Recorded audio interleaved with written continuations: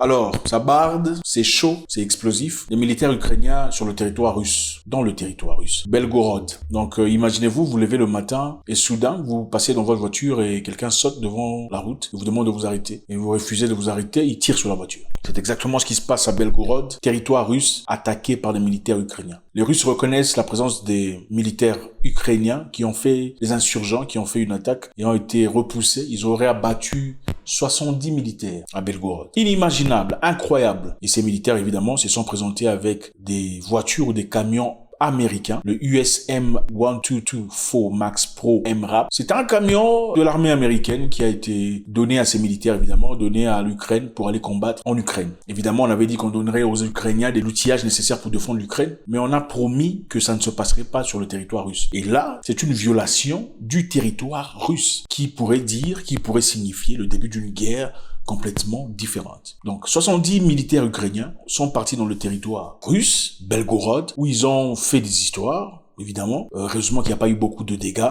mais aussi les militaires russes disent avoir fait une contre-attaque où ils ont ils ont terminé plus de 70 militaires ukrainiens. Ces militaires, évidemment, équipés des voitures ou des camions américains. Je pense que c'est très sérieux comme histoire. Les États-Unis ont cherché à se distancer d'un raid dramatique sur le territoire russe par les forces pro-ukrainiennes, semblaient utiliser du matériel américain. Ils ont eu ça où? Moscou a déclaré mardi avoir repoussé un assaut de sa région de Belgorod après 2 jours de combat avec des assaillants qui avaient organisé un raid transfrontalier. Beaucoup de choses ne sont pas claires sur le combat. La Russie affirme que le raid a été mené par des saboteurs de l'armée ukrainienne. L'Ukraine dit qu'elle a été menée par des citoyens russes qui se sont soulevés de manière indépendante. Washington a fourni des milliards de dollars d'assistance militaire à Kiev, mais a cherché à limiter son utilisation à la défense du territoire ukrainien plutôt qu'à des attaques sur le sol russe, qui pourraient potentiellement être utilisées comme raison pour que Kremlin intensifie le conflit. Donc, les militaires ukrainiens sur le territoire russe, mais soudain, les Américains se distancent. Ils disent non, ce n'est pas nous.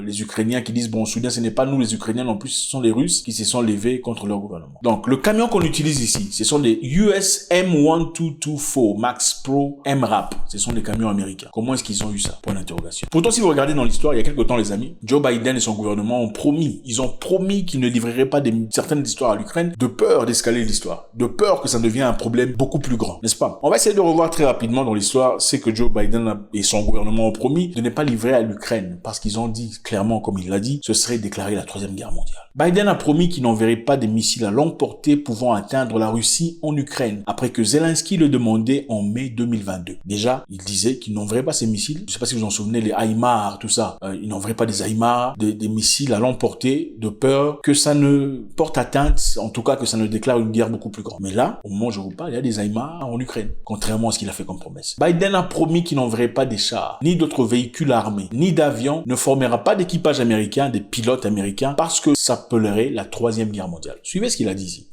So, whether or not there are troops in Bakhmut occupying, there's not many buildings left standing in Bakhmut. It's a pretty devastated city. But they have been able to move in a direction that they've been able to lock down an awful lot of the Russian forces, including the Wagner Group. So, with regard to the F-16s, F-16s would not have helped in that regard at all. It was unnecessary. For example, let's take just Bakhmut, for example.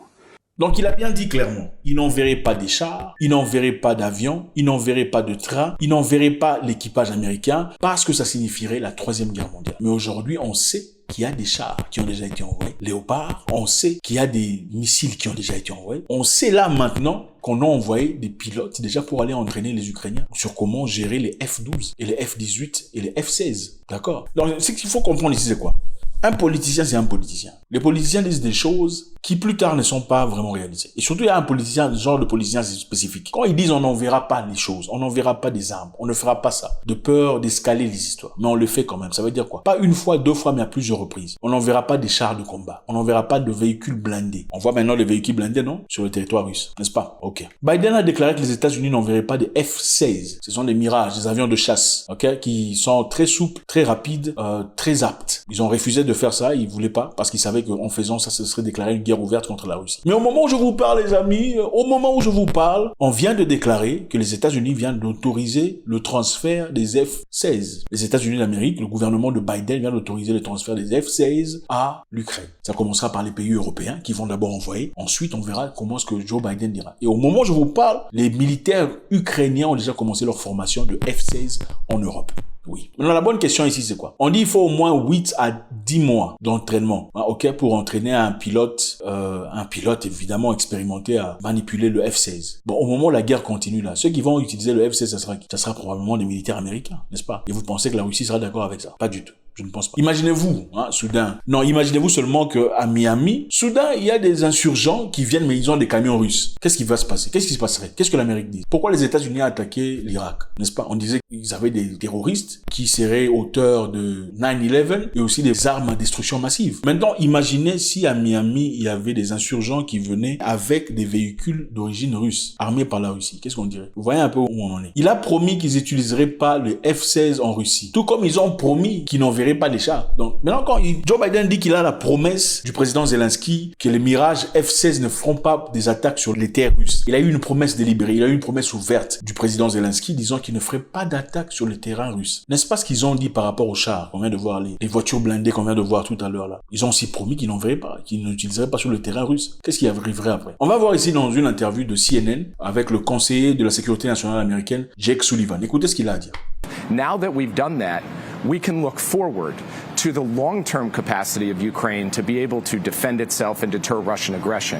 Fourth-generation fighter aircraft, Western fighter aircraft, F-16s are relevant to that fight. That's why the president told his G7 colleagues this weekend that he will, in fact, support the training of Ukrainian pilots. But he is focused on the type of system needed for the phase of the fight that is at hand. And for this counteroffensive, he has delivered at speed and at scale what the Ukrainians need. Et comme vous le voyez très bien, Jake Sullivan, qui vraiment, vous voyez, évidemment, c'est une guerre qui se passe en Ukraine après tout. Ce ne sont pas des militaires américains qui meurent. Il le dit clairement. On a décidé d'envoyer des F-16 et tout ça là en Ukraine pour que l'Ukraine parte se défendre. Donc c'est le même serment qu'on entend aujourd'hui avec le gouvernement de Biden. C'est le même serment du président de l'OTAN qui, d'un ton très belliqueux, voudrait que l'Ukraine se défende. Bon, c'est bien que l'Ukraine se défende. Mais est-ce que l'Ukraine a besoin d'aller jusqu'en Russie, à Belgorod, pour aller se défendre? Je ne sais pas. On dit le dimanche, le ministre russe des Affaires étrangères, Alexander Grushko, répondant aux questions, a averti à l'Occident que fournir à Kiev des avions de combat F-16 comporterait des risques colossaux. Nous voyons que les pays occidentaux adhèrent toujours au scénario d'escalade. Cela implique des risques colossaux pour eux-mêmes, c'est-à-dire même pour l'Europe. Des risques colossaux pour l'Europe. En tout cas, cela sera pris en compte dans tous nos plans. Nous avons tous les moyens nécessaires pour atteindre les objectifs que nous nous sommes fixés. Nous avons tous les moyens nécessaires pour atteindre les objectifs que nous nous sommes fixés. C'est-à-dire les objectifs, c'est quoi? Berlin, Paris, Londres, Madrid, facilement atteignable, n'est-ce pas? C'est bien ça. Donc, il faut quand même respecter les gens. Moi, je pense que, à un moment donné, il faut pas, comme on dit en anglais, poke the bear. Quand vous touchez l'ours pour voir comment il va réagir. Ça dérange. Que la réalité est que les militaires ukrainiens payent de leur prix, payent de leur sang. Et personne ne va voir cette guerre continuer. Mais aller jusqu'au point d'envoyer des armes, mettez ça, encore une fois, mettez ça de l'autre côté. Envoyer des armes à l'ennemi. Soutenir l'ennemi ou ne pas être d'accord avec quelque chose, c'est une chose. Envoyer des armes qui portent atteinte à ta maison, ça devient une autre chose. Quand les gens se battent dans les rues, ok?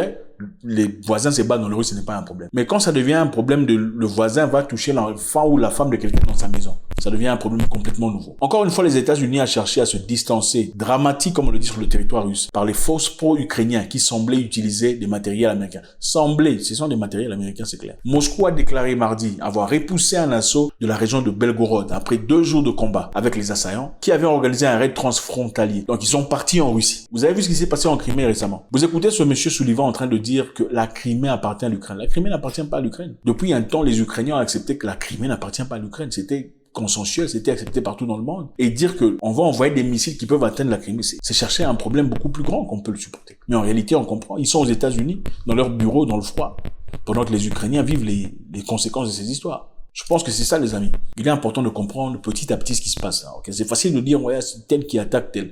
Mais comment est-ce qu'on s'implique par rapport à cela? Parce que cette guerre, en réalité, qui n'est qu'une guerre entre les États-Unis et la Russie, cherchant à affaiblir la Russie, est en train de mettre en danger Paris, Bruxelles, Madrid, Londres et tout le bazar, qui sont clairement pas nécessairement impliqués ou volontaires ou désirants de faire partie de cette guerre. Encore une fois, paix à tout le monde. J'espère que la paix reviendra en Ukraine. La compréhension entre le peuple frère qui sont séparés par un esprit obscur venant de l'étranger.